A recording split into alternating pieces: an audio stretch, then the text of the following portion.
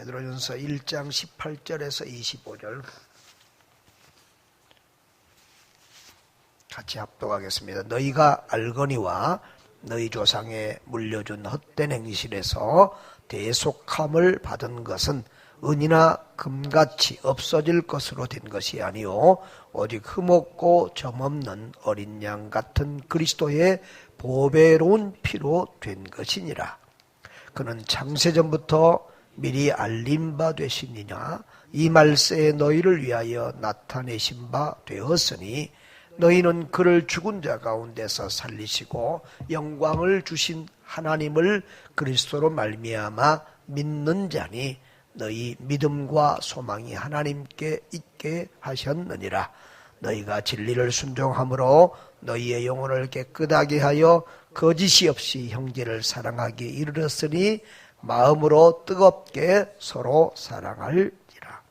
너희가 거듭난 것은 썩어질 씨로 된 것이 아니요 썩지 아니할 씨로 된 것이니 살아있고 항상 있는 하나님의 말씀으로 되었느니라. 그러므로 모든 육체는 풀과 같고 그 모든 영광은 풀의 꽃과 같으니 풀은 마르고 꽃은 떨어지되 오직 주의 말씀은 세세토록 있도다. 이었으니 너희에게 전한 복음이 곧 이 말씀이니라. 아멘. 할렐루야.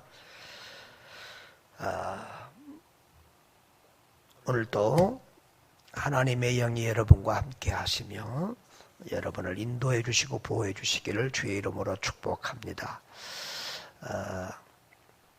베드로 사도는 고난받는 디아스포라 성도들에게 귀한 말씀을 이렇게 전하고 있는데요. 오늘 이 아침에는 특별히 두 개의 보배를 소개하며 강조하고 있습니다. 첫째로는 예수 그리스도입니다. 그리고 두 번째로는 그 예수님이 믿어지도록 하는 하나님의 말씀입니다. 1장 18절에 너희가 알거니와 너희 조상에 물려준 헛된 행실에서 대속함을 받은 것은 은이나 금같이 없어질 것으로 된 것이 아니요 오직 흠없고 점없는 어린 양 같은 그리스도의 보배로운 피로 된 것이라고 했습니다.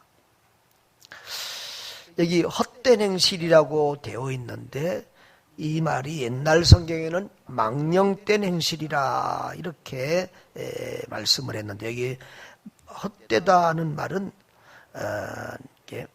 헛되고 무익한 그런 뜻입니다.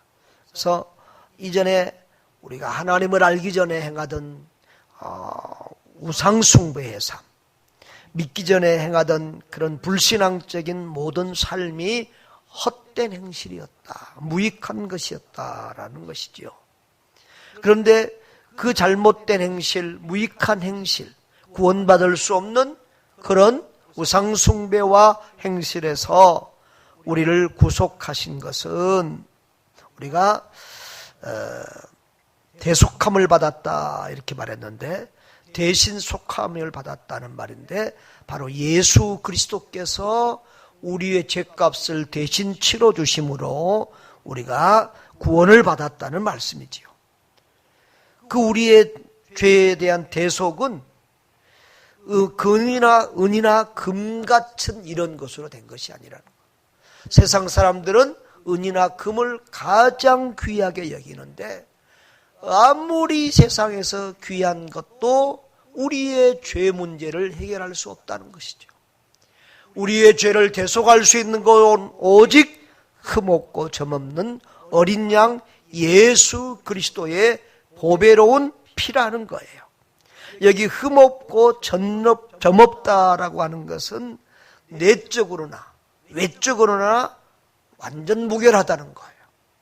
선천적으로나 후천적으로나 완전 무결한 상태를 의미합니다. 그러니까 옛날에 하나님께 양을 잡아서 구약시대에 제사를 지낼 때 흠없고 점없는 것을 드렸어요.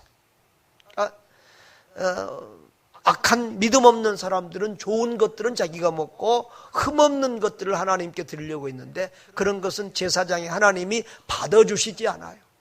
흠없고 점없는 최고의 좋은 것을, 가장 좋은 것을 하나님 앞에 제물로 드렸어요. 그런데 그 어린 양, 흠없고 점없는 어린 양은 예수 그리스도는, 바로 그 어린 양은 예수 그리스도를 상징했어요. 그 예수님은 우리의 대속 제물로 오시기로 한 예수 그리스도지요. 그래서 구약시대의 제사행위는 바로 그 예수님의 십자가의 피 흘리심을 상징하고 있고, 그 어린 양은 그 예수 그리스도를 상징하고 있는 것이죠. 예수님이 우리의 대속 제물이 됨으로써 우리는 원죄와 또 이 땅에서 지은 죄, 앞으로 지을 죄 모든 죄를 다 대속함을 받은 줄 믿습니다. 그렇습니다.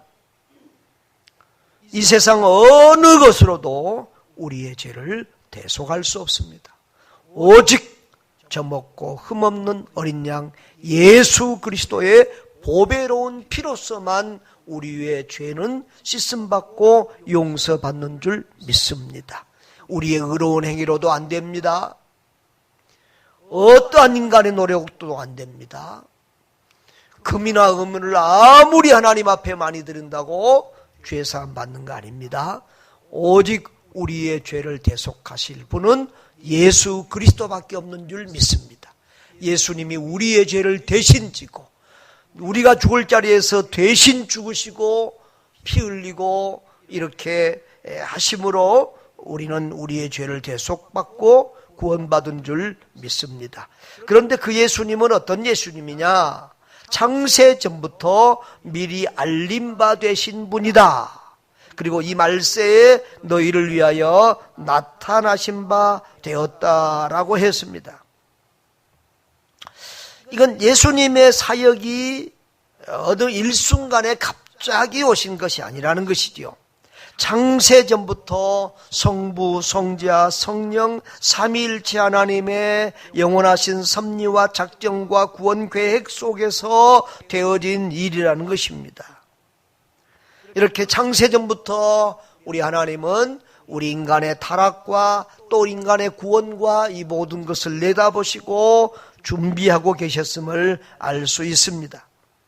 이 말세에 너희를 위하여 나타나신 바 되었다 그랬는데, 성경은 말세를 예수님이 이 땅에 강림하실 때부터, 성육신 하실 때부터 예수님이 다시 오실 재림의 때까지를 말세라고 말씀하고 있습니다. 그래서 우리는 지금 말세 지말에 산다, 말세 중에서도 말세에 산다, 이렇게 말씀할 수 있는 것이지요. 그 다음에 베드로전서 1장 21절에는 21절과 22절은 우리가 예수 그리스도를 믿는 우리가 어떻게 살아야 되는가라는 것을 보여주는데, 너희는 그를 죽은 자 가운데서 살리시고 영광을 주신 하나님을 그리스도로 말미암아 믿는 자니 너희 믿음과 소망이 하나님께 있게 하셨느니라 그랬습니다. 우리는 그 예수님이 죽으시고 부활하신 그 예수 그리스도를 보내주신, 우리에게 선물로 주신 하나님을, 그리스도를 중보자로 해서 그리스도로 말미암아 믿는 자다. 그래서 너희 믿음과 소망이 하나님께 있게 하셨느니라 그랬어요. 우리의 믿음, 우리의 소망은 하나님께 있다. 이 세상 것들이 우리의 소망이 될 수 없습니다. 오직 하나님만이 우리의 믿음의 대상이요 소망인 줄 믿습니다. 그들은, 이 베드로전서를 받던 성도들은 극심한 박해와 고난 가운데 있었습니다. 이 고난받는 세상이, 나그네 세상에 우리에게는 믿을 수 없는 대상이죠. 우리의 소망, 잠깐 있다 사라지는, 썩어지는 이 세상은 우리의 소망이 될 수 없습니다. 오직 예수 그리스도만이, 오직 하나님만이 성부, 성자, 성령 삼위일체 하나님만이 우리의 믿음의 대상이요 우리의 소망인 줄 믿습니다. 그런데 그 다음에 22절에 그렇게 하나님께 믿음과 소망을 둔 우리들은 어떻게 살아야 되느냐?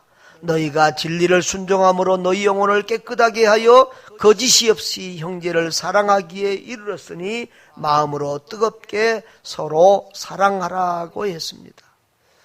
예수 그리스도로 말미암아 구원받은 성도들, 하나님의 특별한 사랑을 받은 성도들, 우리가 죄인 되었을 때, 우리가 원수 되었을 때, 우리가 경건치 아니할 때, 우리가 약할 때 하나님께서 무조건적인 사랑으로 우리를 사랑해 주셨습니다.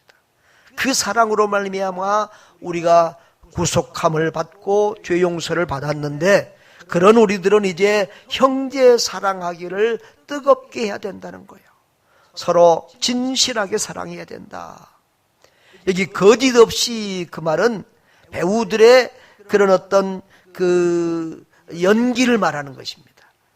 그러니까 거짓으로 연기하듯이 가면을 쓴 채 그렇게 사랑하는 척하는 것이 아니라 정말 마음과 뜻을 다하여 서로 진실하게 뜨겁게 사랑하는 삶을 살아야 된다는 것입니다. 그리고 이제 또 한 가지 보물을 우리에게 말씀합니다. 23절, 24절, 25절에 보면은 너희가 거듭난 것은 썩어질 씨로 된 것이 아니요 썩지 아니할 씨로 된 것이니 살아있고 항상 있는 하나님의 말씀으로 되었느니라 그랬습니다. 어떻게 예수 그리스도가 우리에게 믿어진 바 되었는가?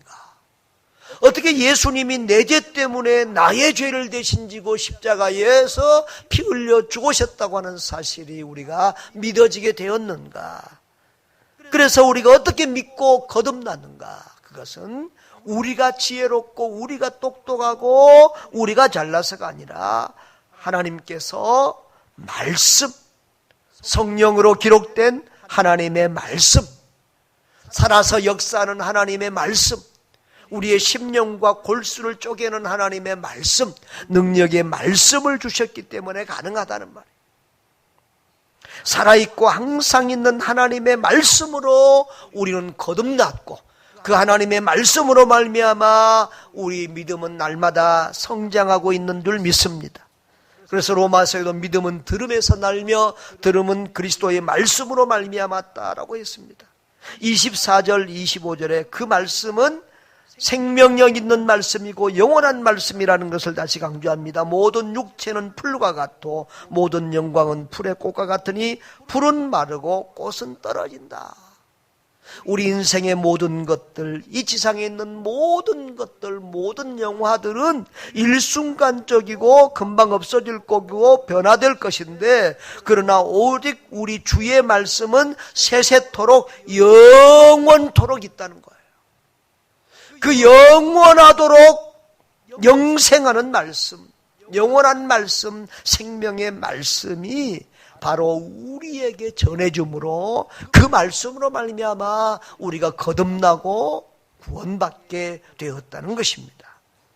그러므로 우리는 잠깐 있다 사라지는 세상 썩어질 것들을 믿고 그런 세상 것들을 의지하고 살 것이 아닙니다. 우리는 과학자들의 말을 하나님의 말씀처럼 믿을 때가 있습니다. 세상 지식인의 박사님들의 말을 우리가 하나님의 말씀보다 더 신봉하는 사람들도 있습니다. 세상적인 경제적인 원리, 세상적인 철학, 세상적인 인생관들을 그런 것들 의지해서 별것 이제 잘 먹고 잘 사는 거지 이런 식으로 사는 사람들이 얼마나 많은지 모릅니다. 그러나 그런 것들은 일순간적인 것이고 풀과 같은 것이고 꽃과 같은 것이고 곧 사라질 것입니다. 오직 주의 말씀에 우리의 삶에 근원을 두고 뿌리를 두고 목표를 두고 말씀대로 사는 것만이 우리에게는 참 지혜로운 삶이고 참으로 영원한 그런 삶을 살아가는 최고의 능력이 되는 줄 믿습니다.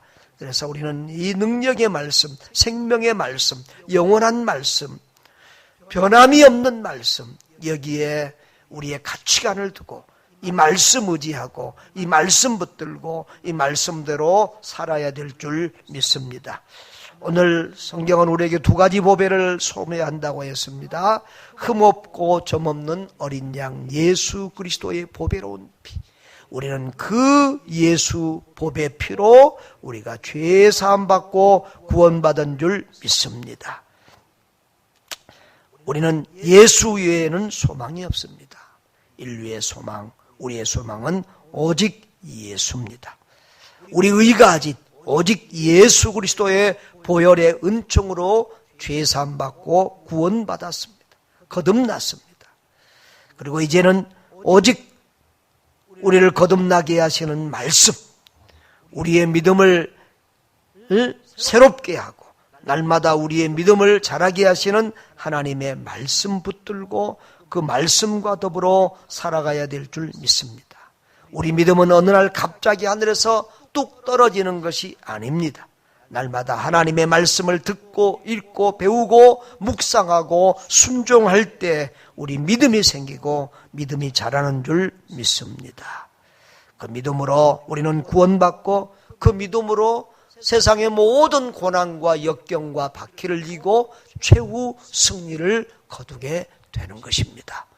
오늘 우리의 유일한 소망이요 믿음의 대상이신 예수 그리스도, 그리고 그 예수를 믿고 우리의 믿음이 성장하게 하는 하나님의 말씀, 이 귀한 진리를 붙들고 승리하는 저와 여러분 되시기를 주의 이름으로 축복합니다. 주님 감사합니다. 우리는 예수 그리스도의 흠없고 점없는 어린 양 같은 그리스도의 보배 피로 죄사함 받고 구원받았습니다. 구원받은 자답게 서로 사랑하며 살게 하여 주시고 살아있는 말씀, 생명의 말씀, 영원한 말씀 붙들고 그 말씀의 가치관을 가지고 이 땅에서 살아가도록 힘과 능력과 은혜를 더하여 주시옵소서. 오늘도 주와 더불어 동행하는 우리 모든 성도들 어디로 가든지 주님으로 말미암아 기뻐하고 즐거워하고 승리하는 삶을 살게 하여 주옵소서. 모든 어려운 환경과 코로나로부터 완전하게 지켜주시옵소서. 우리 구주 예수님 이름으로 기도하옵나이다. 아멘.